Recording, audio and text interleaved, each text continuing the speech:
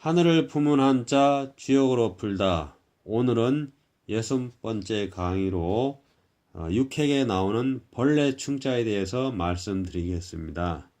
자, 오늘 강의할 벌레 충자도 벌레의 뜻이 있지만 그거보다 또 다른 뜻이 있음을 생각하면서 이제 강의를 들으시면 됩니다. 자, 일반적으로 벌레충은 벌레의 모양을 형상한 것으로 곤충 등 작은 동물들의 이름이나 상태를 나타내는 한자에 많이 사용되지요. 그런데 이 벌레 충자가 들어가는 글자 중에 한자가 아주 재밌는 것이 있습니다. 그래서 제가 주역 입장에서 벌레 충자를 한번 말씀드리겠습니다. 주역에서 벌레 충자가 들어가는 것은 삼푼 곱개가 있습니다. 벌레 충자가 3개나 들어갑니다. 그래서 벌레 충자 3개에다가 그런 명자가 들어가는데요. 이것이 바로 고라고 쓰는데요. 삼풍 곱개인데 주역의 16번째 개입니다. 나무 밑덩걸 고 혹은 또 좀벌레 고 이렇게 해서 삼풍 곱개인데 이 곱개에서는 핵심적인 내용이 무슨 이야기를 하냐면 천행을 이야기합니다. 천행이랑은 중천 건계에 나오는데요.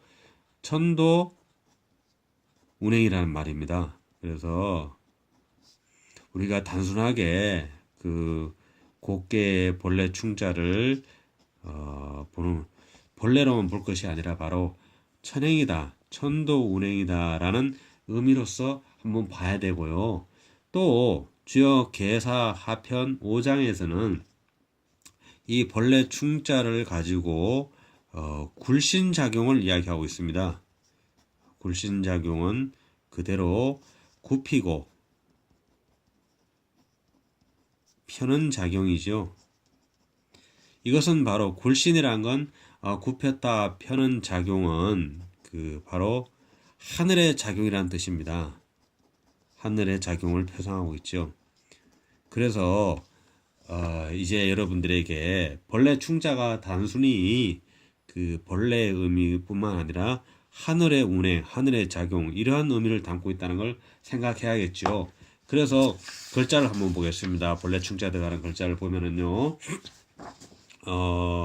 벌레 충자가 들어가는 글자를 보면은 먼저 이런 글자를 여러분들이 처음 보실 수 있죠. 처음 보는 거죠. 무지개 홍자입니다. 무지개를 한자로 쓰면 무지개 홍이다 이렇게 쓰는데요. 무지개 홍에 벌레 충자에다가 장인공입니다. 근데 물론 무지개 모양이 이렇게 둥글어서 이렇게 해서 벌레 같이 생겼다 이렇게 이해할 수도 있지만 사실은 무지개는 하늘의 모습을 우리한테 보여주는 거죠. 빨주노초 파남보 7가지 색깔을 우리한테 전개되는 거죠. 그래서 이 벌레 충자가 들어간 하늘의 작용을 드러내어 준다 이렇게 이야기할 수 있겠습니다. 또 같은 무지개입니다. 무지개인데요. 이것은 무지개 예자입니다. 그래서 이렇게 하늘의 자기를 드러내어 보이는 데에서 벌레 충자를 넣었다라고 이야기할 수 있겠고요. 더 구체적으로 부스에 나오는데 벌레 바람풍자입니다. 바람풍자는 제가 지난 강의에 말씀드렸지만 손 깨고 이것은 손 깨고 신도를 나타낸다고 했습니다. 그래서 이 신도랑은 하늘의 작용 원리거든, 작용을 나타낸다 이런 뜻이거든요.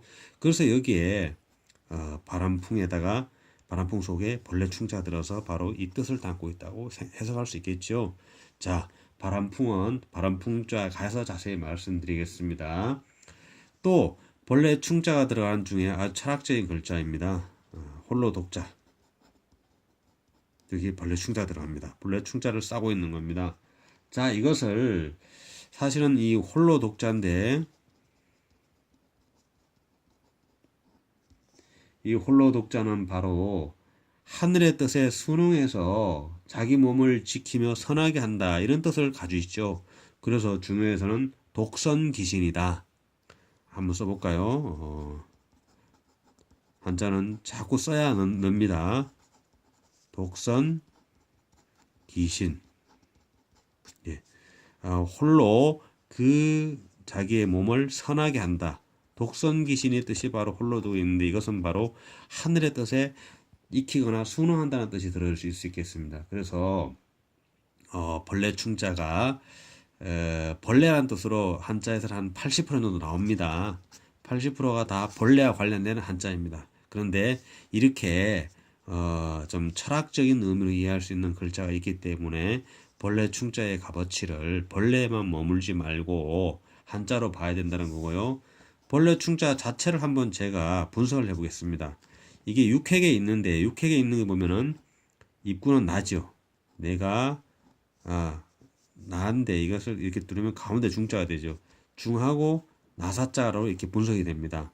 그러니까 내가 중도에 있는 것이 바로 본래 충자다 이렇게 이해할 수 있는데 문제는 뭐냐 하면 이 입부자하고 내리걷는 거 이것이 어떤 의미를 갖냐면은 짐승 발자국 U자에서 보셨지만은 이거와